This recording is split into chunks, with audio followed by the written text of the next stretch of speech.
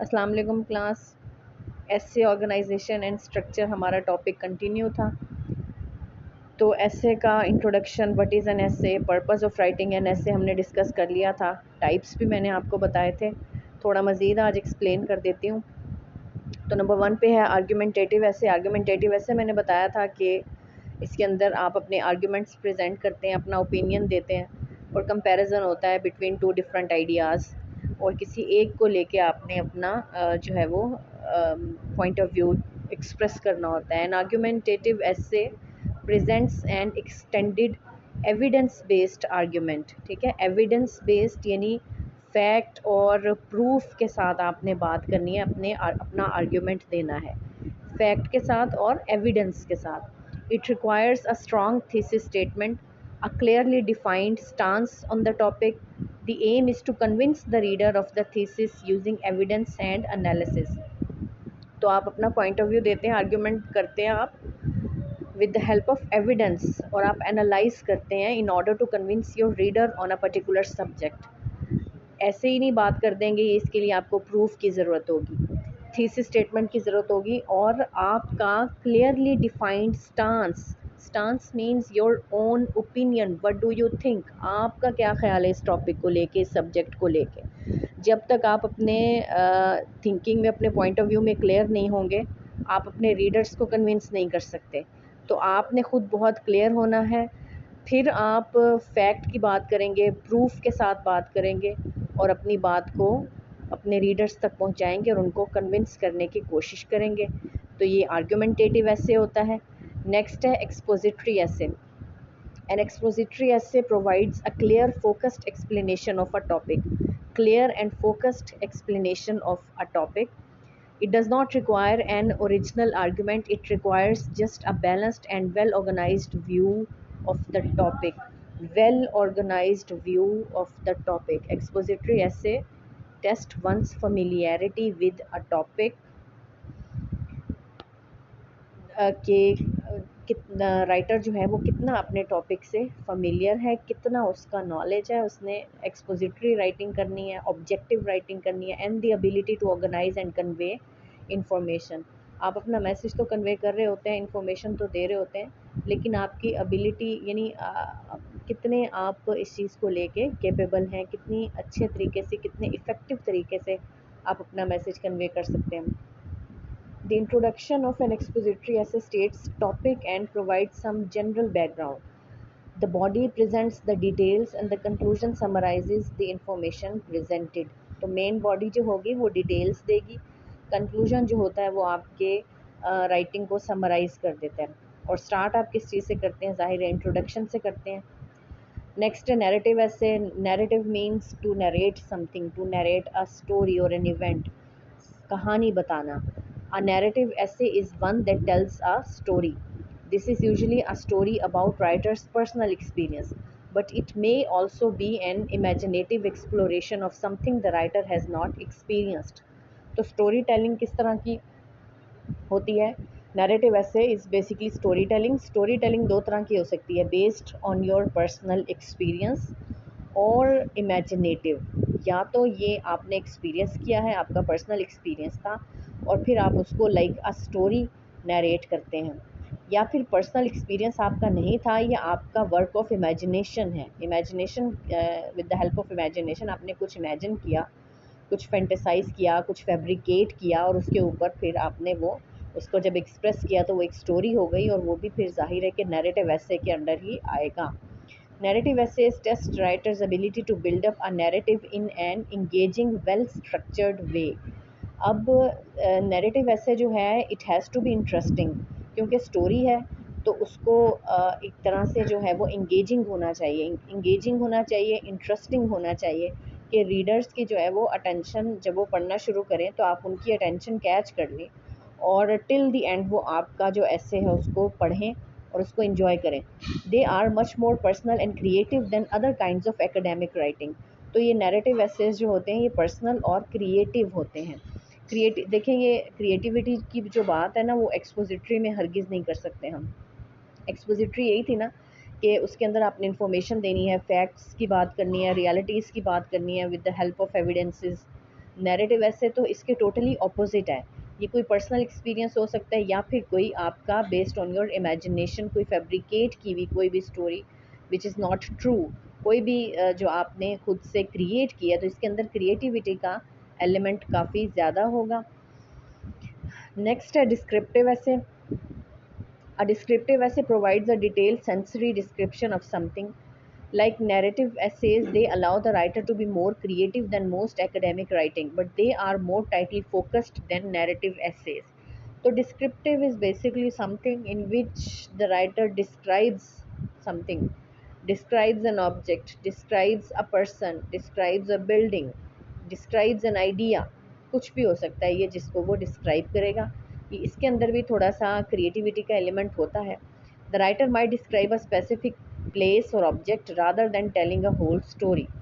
तो डिस्क्राइब करेगा, स्टोरी नहीं बताएगा। Story telling is something else, वो नैरेटिव ऐसे के अंडर आएगी। डिस्क्रिप्टिव जो है उसके अंदर बस डिस्क्राइब करना है।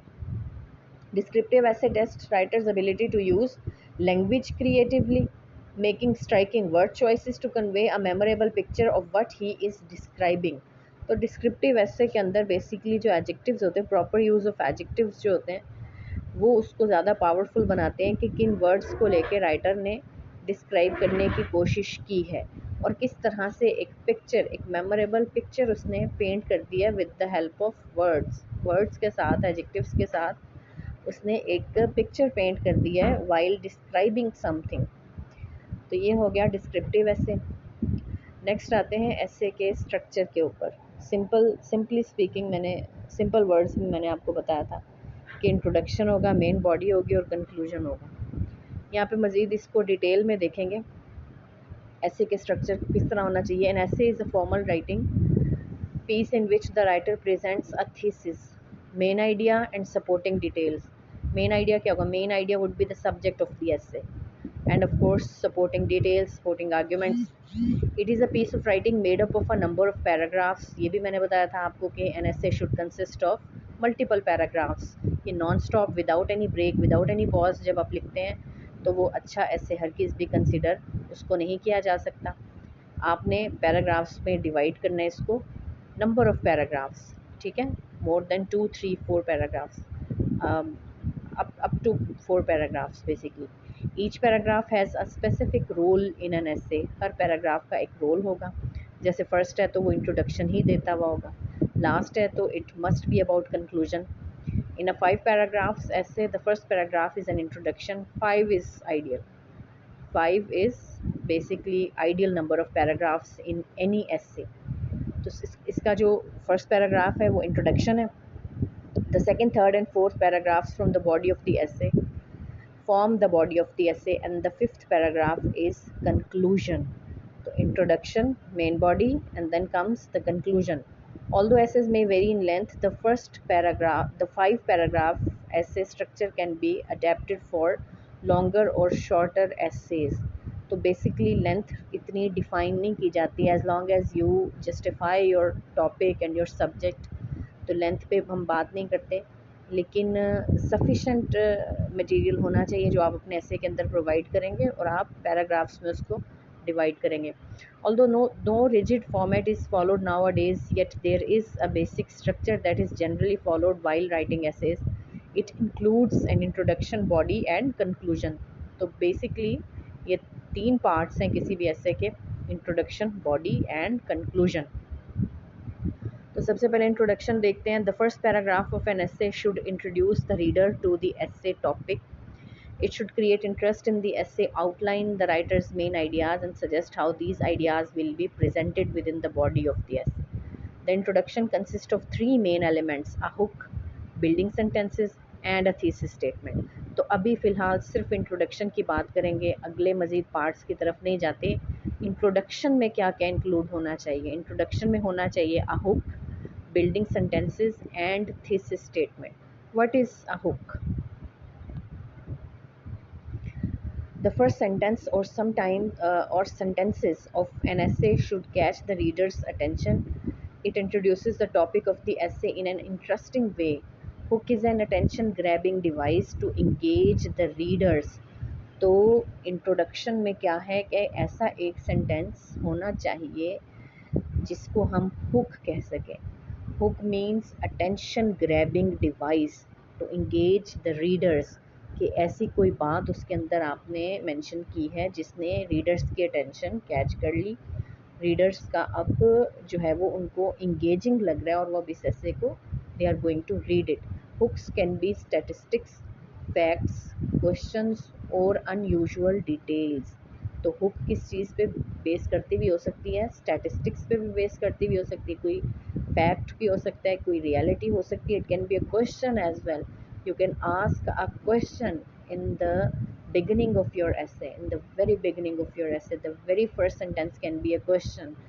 उसके बाद आप अपनी थीसिस स्टेटमेंट बिल्ड करके इंट्रोडक्शन पूरा करके अपना ऐसे कंटिन्यू कर सकते हैं। तो क्वेश्चन भी आपके इंट्रोडक्शन में सबसे ऊपर आ सकता है और हुक का पर्पस सर्व करेगा, या फिर किसी भी किस्म की कोई अनयूजुअल डिटेल, उसको भी आप एज अ हुक यूज़ कर सकते हैं। Next step, building sentences. After the hook, the following sentences should provide background information to give readers some context about the topic. They should build towards the thesis statement. तो ऐसे कुछ building sentences यानी hook के बाद आप अपने introduction को थोड़ा सा बिल्ड करते जाते हैं, थोड़ा सा इलेबोरेट करते जाते हैं। होगा वो बेसिकली इंट्रोडक्शन ही, लेकिन थोड़ा बिल्ड अप हो जाएगा। फिर है thesis statement. The thesis statement comes at the end of the introduction. A thesis statement is one of the most important elements of any successful expository essay. A thesis statement controls the subject matter of the essay and states something significant to the reader. The thesis statement is something significant. It is the one statement that summarizes the main point of the essay and states why the essay is important and worth reading. तो ये एक तो इस तरह का statement होगा कि आपके मेन पॉइंट को समराइज करेगा और साथ ही साथ ये भी पॉइंट आउट करेगा कि why is this essay important and worth reading, why the reader should read this essay. तो ये आपकी थीसिस स्टेटमेंट है at the end of your introduction. The following are qualities of a well crafted thesis statement. अच्छा, thesis statement को कैसा होना चाहिए? It should identify a specific purpose for the essay, it should assert something about the essay, and it should be something with which others can reasonably disagree. A thesis statement should be clear and easily identifiable by a reader. Clear and easily identifiable. A thesis statement generally comes toward the end of the introduction and is usually the final sentence. तो इतना ही बस, इसके लिए काफ़ी है। Last वाली कुछ lines हम स्किप कर देते हैं। थीसिस स्टेटमेंट आपने मेंशन कर दी है, तो that's all about your introduction of your एसे। उसके बाद हम मेन जो बॉडी है उसको भी देख लेंगे। आज के लिए आई थिंक इतना काफ़ी है इंट्रोडक्शन। इसके ये 3 पार्ट्स आपने बहुत अच्छे से try to understand the hook, building sentences and thesis statement.